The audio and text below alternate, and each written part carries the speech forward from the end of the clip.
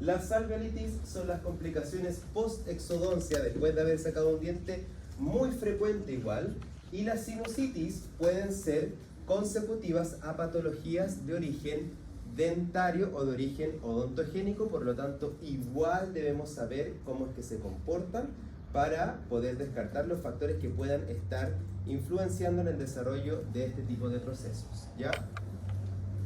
¿Por qué hay tan pocos, chiquillos? ¿Y qué significa eso? Yo creo que es porque se canceló la oratoria de patología después, algunos dijeron falto pato y pasaron de largo.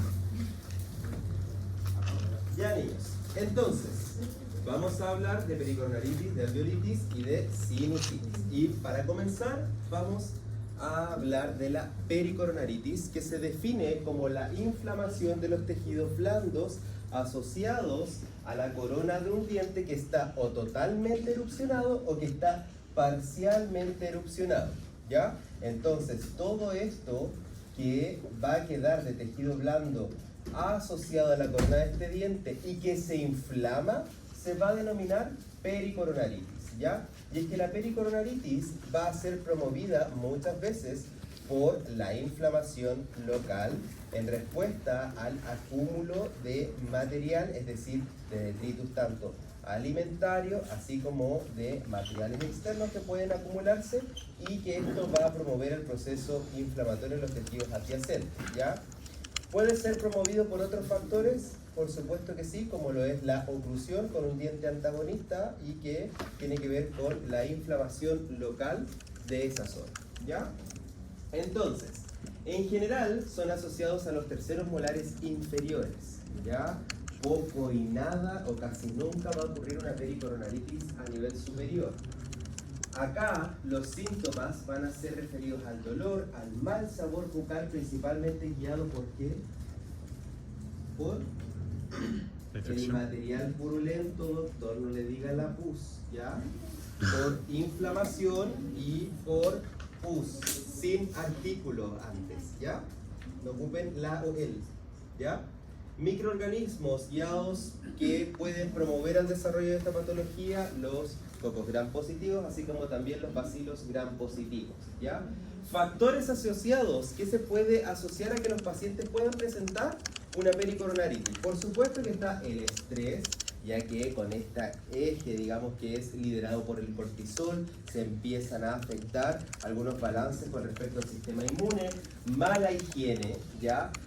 Lo que promueve la proliferación bacteriana, el tabaco, lo que genera vasoconstricción periférica, que es a partir de la nicotina, y el trauma local, que es uno de los elementos que les mencioné anteriormente, es decir, cuando el antagonista, por ejemplo, va a chocar con la zona de manera directa. ¿Ya? ¿Vamos bien, niños? ¿Sí? Ya.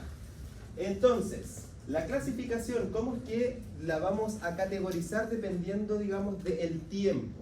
Está la pericoronaritis aguda supurada, ¿ya? En donde el dolor es intenso, es provocado, a veces se puede irradiar y por supuesto puede comprometer la apertura, es decir, puede tener como signo clínico el trismus, ¿ya? Que los pacientes tengan esta dificultad para poder abrir la boca producto de que el proceso infeccioso empieza a generar dolor en la musculatura adyacente, ¿ya?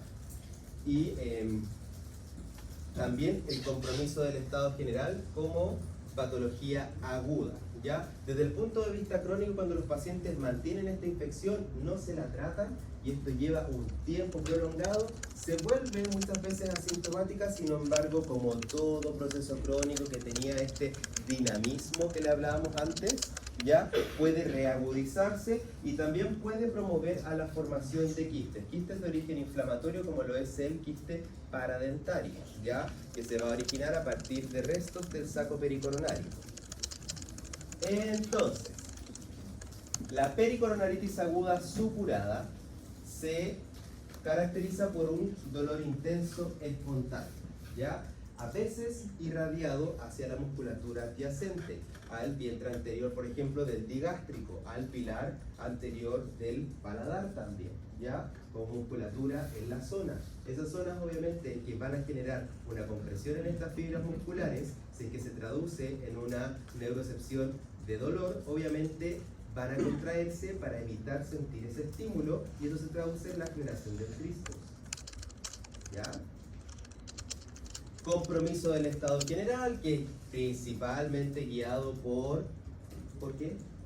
¿Por qué se produce dolor? Niños, por las prostaglandinas que son a partir del metabolismo de qué? Del ácido araquidónico, ¿verdad? Del metabolismo de los eutosanoides. ¿Ya? Bien, doctoras, siempre usted ahí, dando cara. Ya. Odinofagia o disfagia son otra de las características que pueden desarrollar los pacientes con pericornaritis aguda y por supuesto asimetría facial que es asociado al aumento de volumen, o sea, un proceso inflamatorio. ¿Ya? Entonces, acá esperable que se pudiera ver de mejor manera. Está todo el tejido inflamado adyacente a la corona, ¿ya? Ustedes ven como hay un material ahí blanquecino que puede hacer referencia a acúmulo de detritus alimenticios y como también acompañado de exudado inflamatorio y también material purulento en la zona, ¿ya? Cuando nosotros ya avanzamos en el tiempo, esto se prolonga, conocemos el cuadro de pericornaritis crónica. Es un estado latente asintomático que puede reagudizar y que por supuesto si se mantiene en el tiempo por la inflamación se van a estimular los restos del saco pericoronario. Muchas veces los restos que se conocen como del epitelio reducido del órgano del esmalte, ¿ya? Que va a formar parte del desarrollo dental.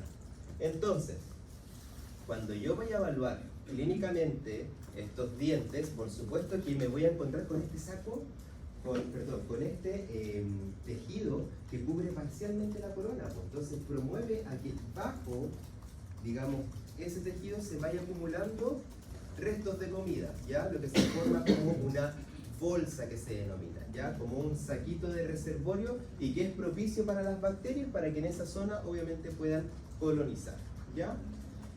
Dentro de las complicaciones de, digamos, la pericornaritis tenemos, si es que se mantiene en el tiempo, el desarrollo del quiste paradental, ¿ya? Tenemos la formación de diferentes tipos de abscesos a nivel de la cara externa de la mandíbula, dependiendo hacia dónde va a drenar el contenido. Si es que si esto sigue en el tiempo, puede desarrollar un flegmón a nivel del massetero, flegmón como proceso inflamatorio localizado, ¿verdad? ¿Ah? No, el flegmón no es localizado, es difuso. Difuso, ¿ya?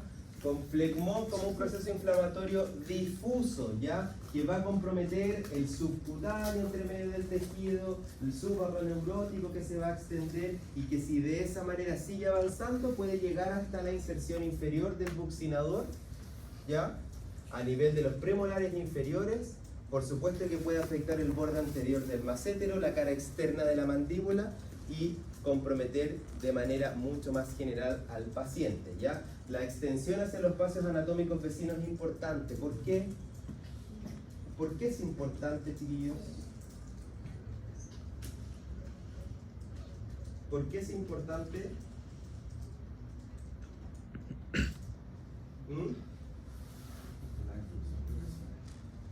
Ya, por la destrucción, pero ¿qué importa?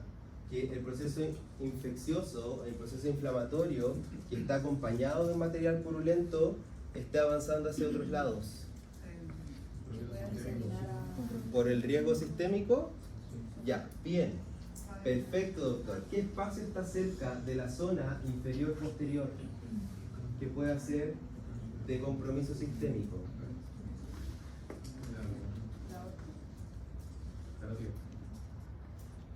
Ya, pero ¿qué espacio? No me digas cómo que espacio, como toda una unidad de anatomía.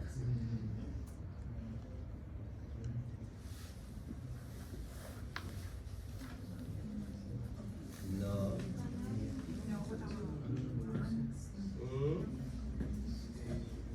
Cuarto año, que se dedica a sacar dientes. ¿Ah?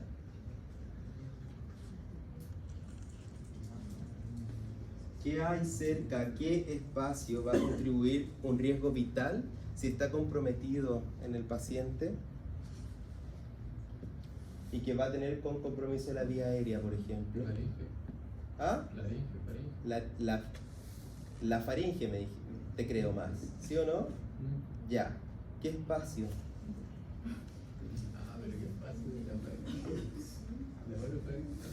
No, o no me digáis la orofaringe. Es como decirme la boca. Si la orofaringe es un límite, no es un espacio como tal. ¿El preural? El mediastino va a llegar a estos espacios. Me estás nombrando el último, el término. El término donde está goteando el material purulento. ¿De dónde? Del laterofaringio va a conectar al retrofaringio y del retrofaringio puede viajar hacia la cavidad mediastínica, en donde se encuentra el corazón, por ejemplo. ¿Ya? Entonces, esas secuencias, ¿ustedes lo vieron en la primera clase de pato? ¿Tuvieron la primera clase de pato? ¿De esta semana? Ya, eso, niños, pónganme atención, niños. Cuando se comprometen los espacios a nivel, por ejemplo, de piso de boca, submandibular, sublingual, submental, estamos hablando de un proceso que ocurre a nivel de los dientes inferiores, ¿verdad? La pericoronaritis con mayor frecuencia, Neville les dice, con mayor frecuencia la pericoronaritis puede ocurrir en dientes inferiores posteriores, ¿ya? Entonces, en dientes inferiores posteriores, si este proceso avanza, va a ir al espacio submandibular.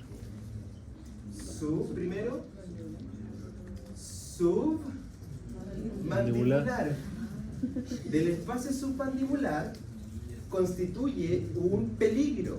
¿Por qué constituye un peligro? Porque de ahí es mucho más fácil para estos procesos a que pase al espacio, por ejemplo, laterofaringio. Y del laterofaringio, lo que les dije anteriormente, avanza al retrofaringio y de ahí pueda llegar al mediastino. ¿Ya? Eso es anatomía básica que ustedes deben acordarse por cómo, si ustedes no se acuerdan, niños, no quiero que sean secos así en anatomía y toda la cuestión, sino que repasar un poco, o por último ver cómo puede, en un video de YouTube, me da lo mismo, cómo es que pueden diseminar los diferentes procesos de infección. ¿Ya?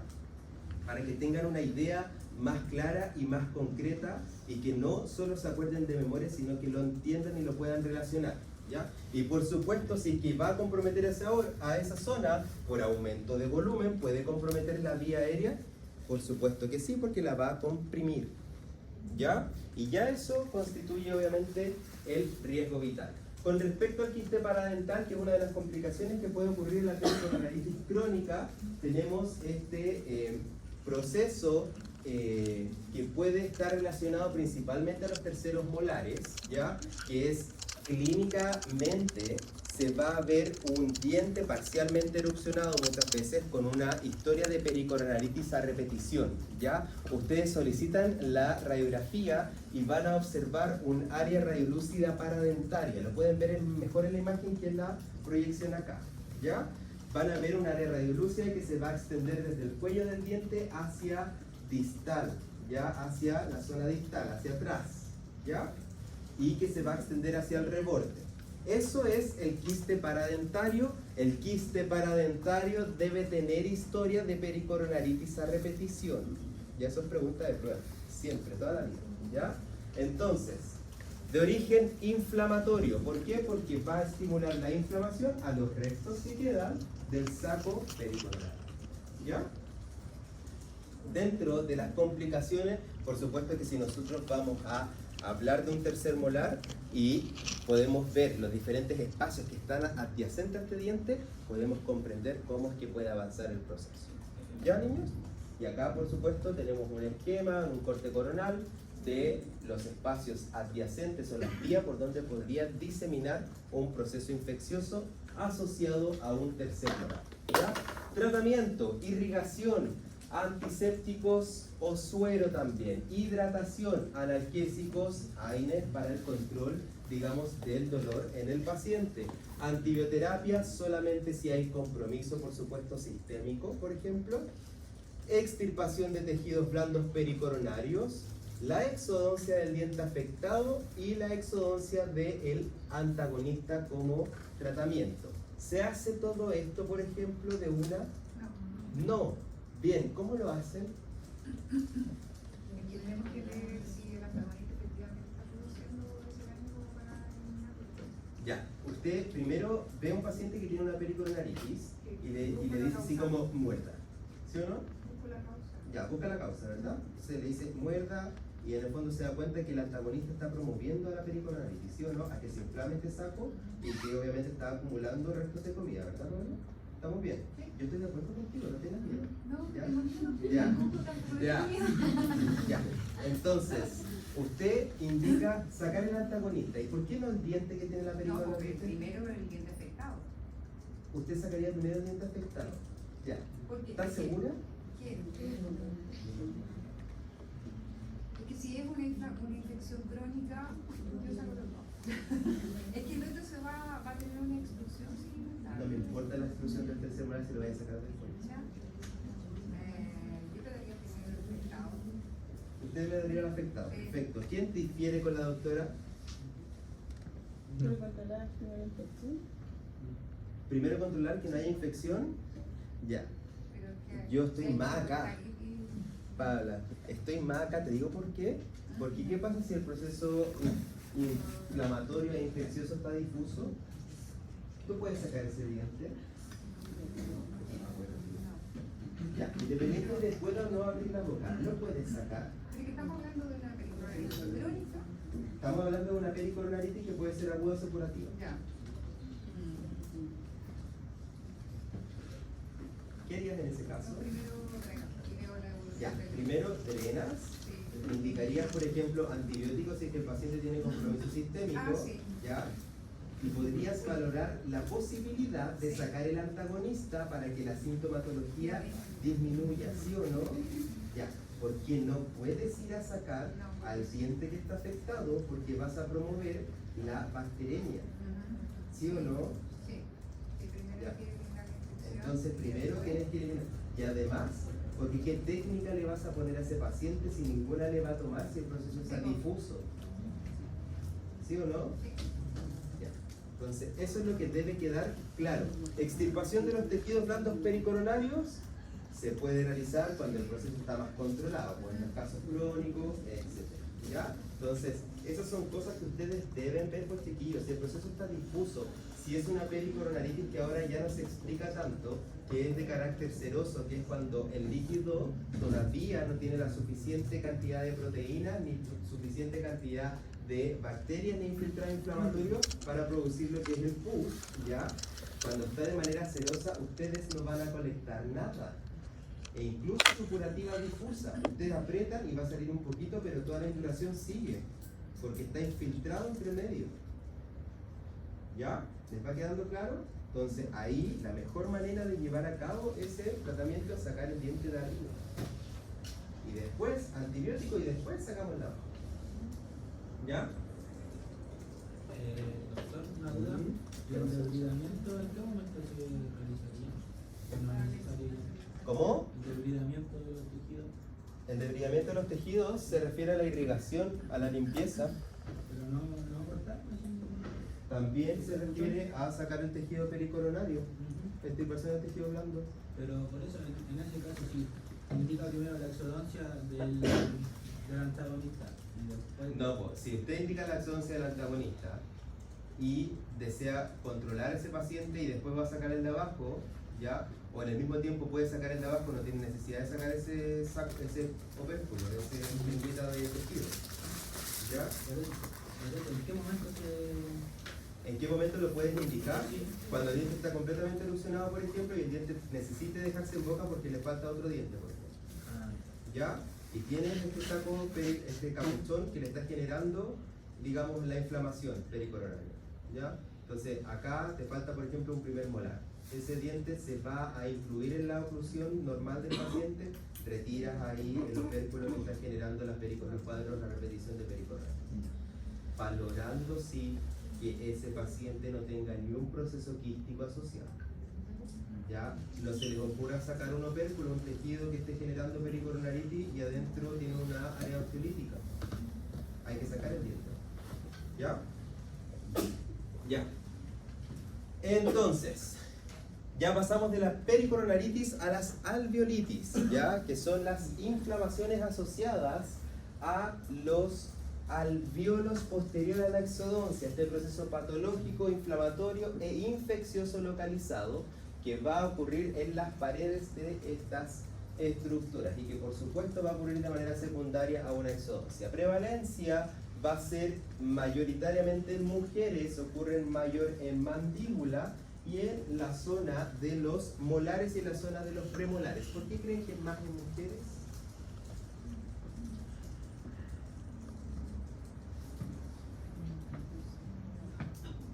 Se limpia menos. Sí, dice Julia. Te va a ir funeque. Sí. Ya estáis funado.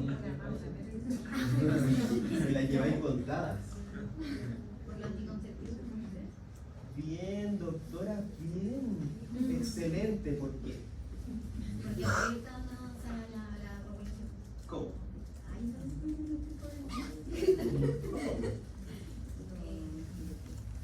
genera.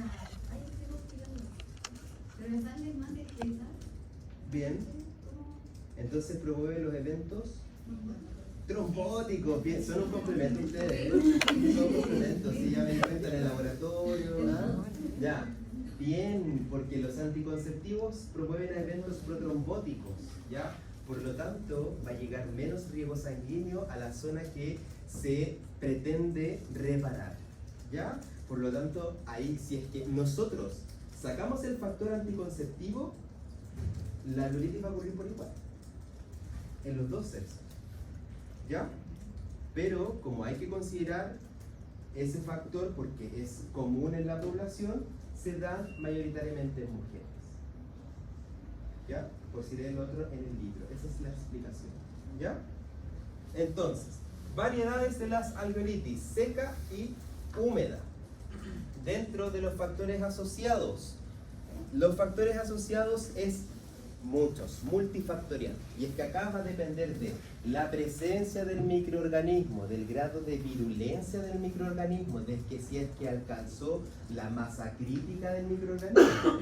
¿Ya? Recuerden que una golondrina no hace verano. Los bichos tienen que alcanzar una cierta cantidad de números para producir la enfermedad. ¿Ya? Entonces, en el fondo es necesario que puedan tener los determinantes ecológicos que promuevan la proliferación de ellos. Procesos periodontales o periapicales agudos, mala higiene bucal y por supuesto algunos cuerpos extraños que puedan promover reacciones a células gigantes, etc. ¿Ya? También dentro de los factores asociados son restos de quistes y granulomas que no fueron retirados como corresponden y que promuevan a que ese alveolo no cicatrice como corresponde, trauma quirúrgico, presencia de remanentes óseos y o espículas óseas, ¿ya? Curetaje excesivo y también la pérdida del coágulo. La pérdida del coágulo es uno de los elementos importantes dentro de este tipo de patologías porque es cuando más va a ocurrir sobre todo en los pacientes que fuman, ¿ya? Y que fuman y que hacen el efecto, digamos, por movilidad del coágulo, es decir, por efectos físicos, a que el movimiento de succión o la acción de succionar el cigarro va a promover que el coágulo se desaloje y que quede el hueso expuesto en la zona, ¿ya? Y es que esto, aparte el cigarro, va a promover a que aumente la temperatura de la cavidad oral. Si aumenta la temperatura de la cavidad oral, se van a afectar las funciones celulares, especialmente del tejido conectivo. El tejido conectivo se considera también al hueso. El tejido óseo es un tejido conectivo especializado, ¿ya? Entonces, el tabaco va a generar vasoconstricción, va a apretar las arterias, ¿ya? Si aprieta las arterias, llega menos cantidad de sangre, ¿sí o no, chiquillos? Ya. Entonces, eso va a promover a que lleguen menos células que tengan el potencial de proliferar a formar células endoteliales para que se formen nuevos capilares, ¿ya? Entonces, no existe proliferación de capilares. Si no existe proliferación de capilares, poco y nada se va a formar el tejido de granulación. Recuerden que el tejido de granulación es necesario porque es el andamiaje para que todo el proceso lleve a la reparación. Se tiene que formar este componente de fibra celular inflamatorio de vaso sanguíneo para que lleguen células osteoprogenitoras a la zona y puedan formar el hueso de nuevo. ¿Sí o no? Es como la estructura, la arquitectura. Si esto no está, no se va a formar hueso. El coágulo no se logra organizar. Se van a promover algunos eventos que pueden activar al plasminógeno. Algunos autores dicen de manera externa, de manera interna. No me interesa entrar en las teorías que explican por qué el plasminógeno se puede activar a veces, pero por supuesto que se va a promover la desintegración del coágulo y eso lleva a la alveolitis seca, que el alveolo esté vacío, ¿ya? Entonces, en general, las alveolitis empiezan antes de las 48 horas, ¿ya? Y la clínica va a depender del tipo de alveolitis, si estamos en una alveolitis seca o si estamos en una alveolitis húmeda.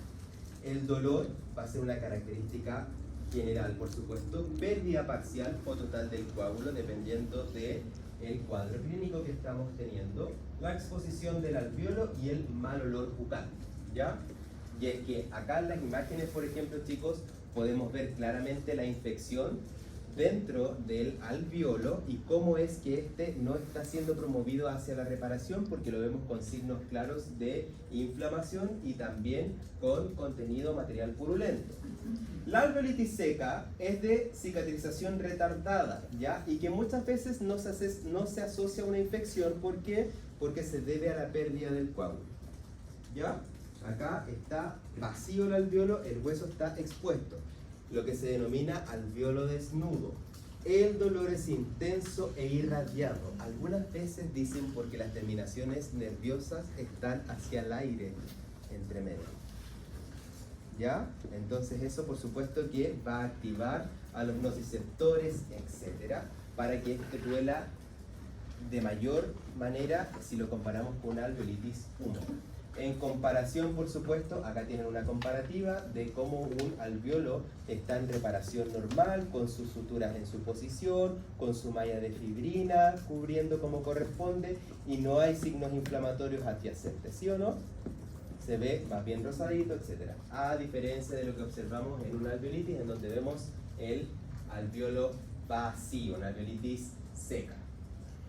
Cuando hablamos de alveolitis húmeda, sin embargo, y muy por el contrario, acá sí vamos a tener un coágulo, ¿ya? Pero es un coágulo que no ha logrado una integración como corresponde. Es negro, es de color azulado y muchas veces se puede protruir fuera de la cavidad, es decir, ser de manera exofítica, ¿ya? Esto genera dolor pulsátil en los pacientes, por supuesto halitosis, y esto sí se asocia a infecciones, es decir, que el coágulo sí digamos, fue receptor de alimentos, por ejemplo, o de la invasión de algún tipo de microorganismo, ¿ya? Generalmente se puede dar por reacción a cuerpo extraño, por lo tanto, independiente del caso, tanto alveolitis húmeda como seca, ¿qué es lo primero que podrían pedir en un paciente antes de hacer algo después de que lo examinen? Bien, Paula, excelente, una peria apical, ¿por qué? Para ver cómo está el hueso alveolar, para ver si quedó algún resto de diente, por ejemplo, si quedó algún fragmento de hueso que no fue retirado, que de repente pasa y le va a pasar cuando salga, porque hay colegas que son salvajes, sí, y que nos sacan las tablas que ellos quebraron, que fracturaron, etc. La tabla se fracturó, se tiene que sacar, ¿ya? O los septos también, que empiezan a generar problemas, ¿ya? Entonces uno tiene que valorarlo con la radiografía como mínimo, para ver que adentro por lo menos que todo bien, y ya usted ahí le puede hacer la culpa que se salió el coágulo en la alveolitis seca o se infectó, ¿ya? Y acá también tenemos la comparativa y que es clarísima, ¿ya? Yo creo que los signos clínicos de lo que es una alveolitis húmeda son bastante evidentes. Desde el punto de vista del tratamiento, tenemos una peria apical, evaluamos el alveolo, ¿ya? Tenemos al paciente que tiene este coágulo vacío. ¿Qué anestesia ustedes creen que será mejor utilizar en estos casos? Ya, anestesia local sin vasoconstrictor, ¿ya? Yo quiero que entiendan que estas son, porque nadie les explica esto en la universidad aún. Cuando ustedes dicen esto se trata así, muchas veces para las alveolitis y todas estas cosas no hay protocolos designados por los centros de salud. No tienen grados o tienen muy bajos grados de evidencia o de recomendaciones, son siempre por experiencias. Y los estudios ustedes los pueden buscar, son siempre basados en yo recomiendo utilizar esto. ¿Ya? Por si ustedes van a ir a leer, por ejemplo, Neville describe cómo se tratan de manera superficial. ¿Ya? Porque va a depender de qué es lo que mejor le ha resultado al clínico. Bajo esos conceptos, uno dentro de la academia busca lo mejor, por supuesto, y se los entrega a ustedes para que sea aplicable y sea plausible en nuestro público, en Chile. ¿Ya? Entonces, acá, anestesia local sin vasoconstrictor, me parece muy bien, doctora. No está totalmente definido por algunos autores que eso sea realmente sirva al 100%, pero sí es lo que más se realiza. ¿Por qué se realiza sin vasoconstrictor? Para estimular la formación del coágulo, ¿verdad? ¿Por qué? Ya, pero ¿cómo? Le colocas anestesia para disminuir el dolor en el fondo. Ya. Después yo tengo que irrigar la zona porque tengo que asegurarme que todo esté limpio por dentro, ¿verdad? Ya. Estamos en una alveolitis seca. Ya. No van a acondicionar el alveolo porque eso va a aumentar el dolor en el paciente. ¿Ya? Lo que pueden hacer o lo que algunos autores hacen es, obviamente, promover desde los bordes del alveolo el sangrado hacia adentro del alveolo. Por eso es que se utiliza anestésico local sin vasoconstrictor, para que ese sangrado se produzca de manera más fácil. ¿Ya? Con una sonda ustedes van a raspar al borde del alveolo para que se llene de sangre. ¿Ya? Con sutileza, niños. ¿Ya? No volverse loco y dejar ahí como un pulpo después. ¿Ya? Ahora, por supuesto que la irrigación es necesaria para asegurar que esté todo acondicionado como corresponde. También se recomienda la utilización de algunos apósitos. Este apósito es del año medieval, de la cocoa, como quieran decirle, pero sigue funcionando hasta el día de hoy muy bueno, que es embeber una gasa en eugenol y iodoformo dentro del alveolo. Obviamente lo van a colocar ahí como un apósito, después suturan y de esa manera ustedes promueven a que esto genere un efecto de analgesia y también en mayor o en menor grado antisepsia. ¿Ya? Entonces, para la alveolitis húmeda, sin embargo, cuando vamos a analizar el otro tipo de alveolitis, acá tenemos que limpiar sí o sí el alveolo, porque acá tenemos un origen infeccioso, ¿sí o no, chiquillos? Ya. Entonces, aquí colocamos anestesia, principalmente con vasoconstrictor. Acá no hay problema, o se asume que no hay problema en la formación del coágulo. Obviamente limpiamos, acondicionamos el alveolo como corresponde, nos aseguramos que quede sin ningún elemento de detritus alimenticio o algún elemento como cuerpo extraño dentro del alveolo. Examinamos, por supuesto, podemos mirar dentro de, digamos, el alveolo y evaluar que esté todo como corresponde. Acá observamos el macroscópico, digamos, de lo que se va sacando dentro de los tratamientos con alveolitis. Ya más bien un coágulo que está disgregado, con este cambio de coloración que es característico, que es un poco más negruzco, azulado, etc. ¿Ya? Y que por supuesto ya después hay que promover, obviamente, a irrigar la zona. Con la irrigación nos aseguramos que se limpie obviamente todo lo que es el alveolo y por último ya después suturar. ¿Ya? Para el último de las patologías que vamos a hablar hoy día, vamos a conocer a la sinusitis odontogénica. Y bastante general nomás, chiquillos, porque la sinusitis odontogénica, si bien puede ocurrir, no es tan frecuente. pero hay que saber algunos conceptos que deben quedar claros, ¿ya? Entonces, la inflamación de la mucosa de alguno de los senos paranasales por el bloqueo de las secreciones es lo que se conoce como sinusitis. El edema mucoso por infección van a causar disminución del drenaje. ¿Por qué, chiquillos? ¿Qué es lo que piensan ustedes? ¿Qué tipo de epitelio tienen los senos?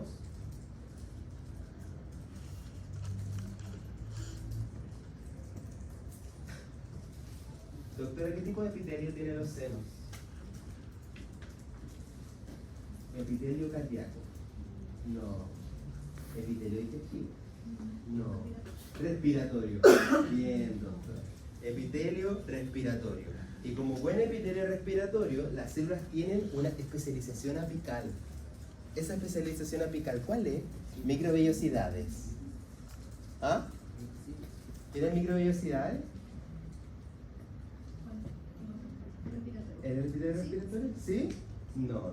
¿Tienen cilio? Bien, doctor. Porque no es lo mismo. Ese es un error garrafal, doctora. Las microvellosidades son aumento de la superficie de absorción. Los cilios son movimiento. ¿Ya? Sí, pues. ¿Le hace sentido que aumente la superficie de absorción? Exacto. ¿Ya? Entonces, los cilios son para el movimiento.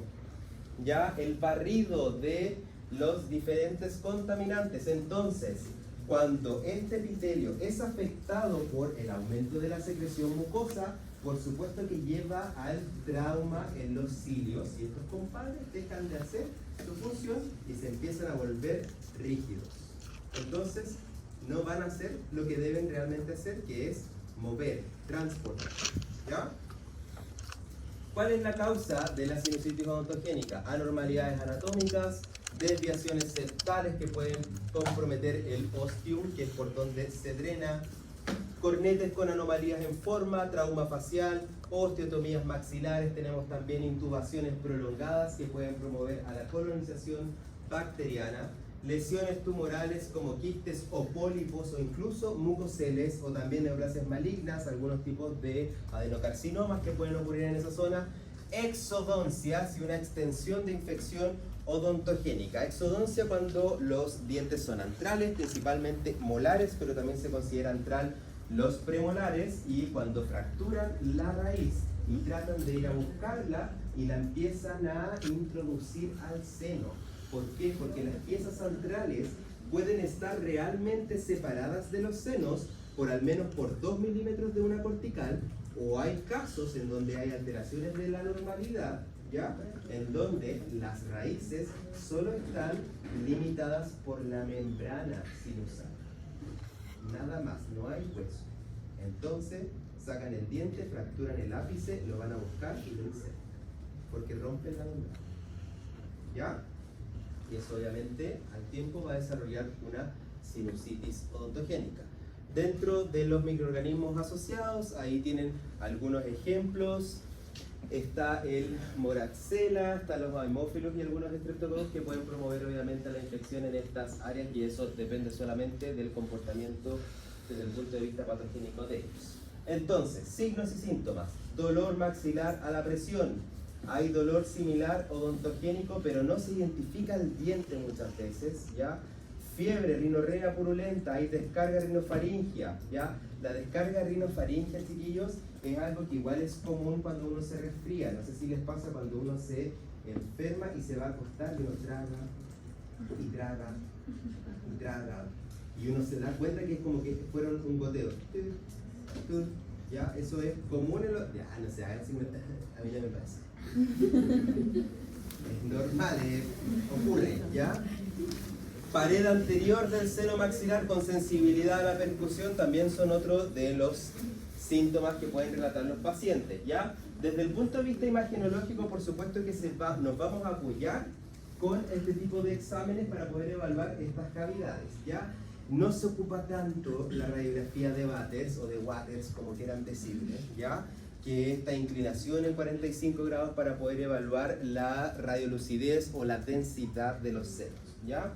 Entonces, el que está velado va a indicar que hay un proceso ahí sinusal que está ocurriendo. Por ejemplo, en este caso, si se dan cuenta, mírenlo por favor en su clase, acá hay un diente, un segundo molar con un proceso apical. Este segundo molar le realizan la exodoncia y después del tratamiento la radiopacidad del seno se va por completo y se ve más radiolúcido. Se puede ver la permeabilidad radiolúcido que está pasando el aire por esa zona. ¿Ya? Entonces, obviamente estas imágenes van a contribuir en el diagnóstico de este tipo de patologías. Otros de los ejemplos que vemos acá son el aumento de la membrana sinusal, ¿ya? Obviamente, cuando ustedes tengan un paciente, en las panorámicas les van a salir estos aumentos de volumen a nivel de los senos maxilares, ¿ya?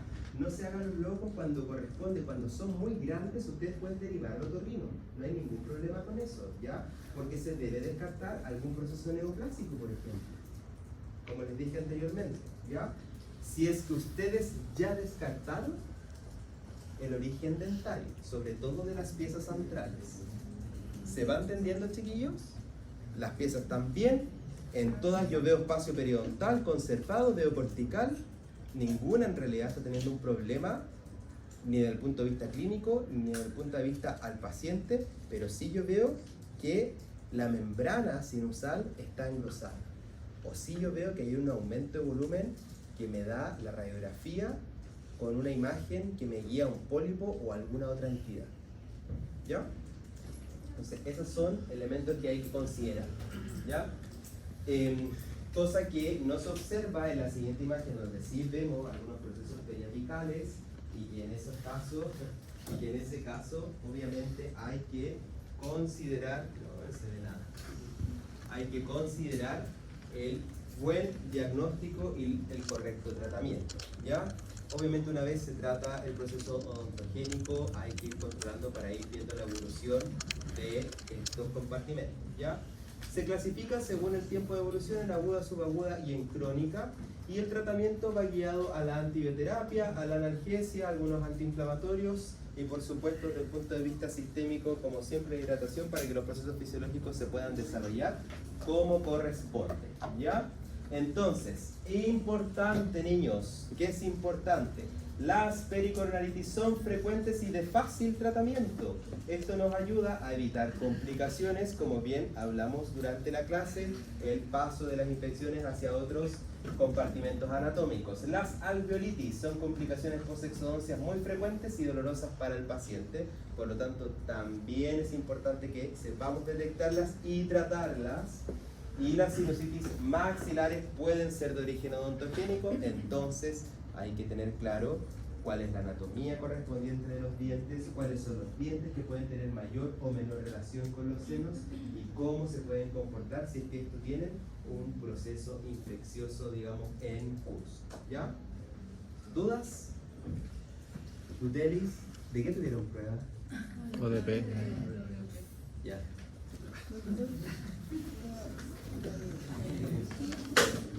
Ya, niños, estamos listos, que les vaya bien.